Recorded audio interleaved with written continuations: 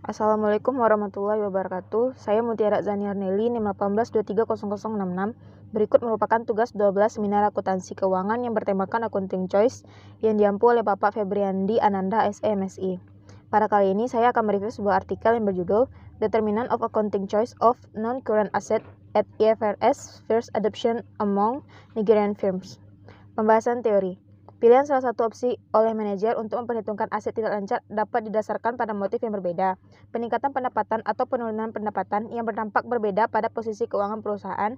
Ketersediaan opsi untuk pilihan akuntansi mungkin menguntungkan karena fakta bahwa opsi mungkin bukan alternatif yang tepat dan dari perspektif kontrak yang efisien. Motif dibalik pilihan manajer adalah untuk memberikan informasi yang relevan dan dapat diandalkan informasi aset tidak lancar kepada pengguna untuk meningkatkan kemampuan mereka menggunakan angka akuntansi memprediksi pendapatan masa depan dan arus kas, atau untuk sinyal informasi karena keuntungan kepemilikan informasi, atau untuk kelancaran pendapatan untuk tujuan bonus, atau untuk menyesuaikan biaya, modal, dan mengkomunikasikan informasi pribadi pada ketekunan dari pendapatan.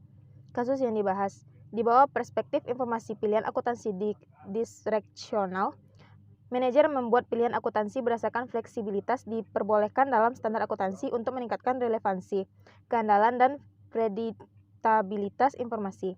Penelitian ini menguji determinan pilihan akuntansi pada aset tidak lancar di antara perusahaan-perusahaan di Nigeria menggunakan data cross-seksional pada adopsi IFRS pertama kali dengan maksud untuk menjelaskan strategi pendapatan yang berasal dari pilihan yang dibuat.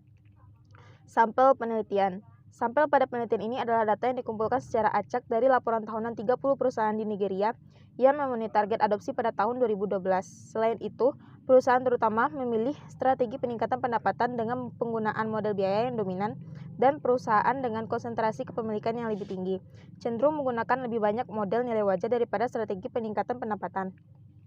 Teknik analisis data. Teknik regresi digunakan untuk analisis pada penelitian ini.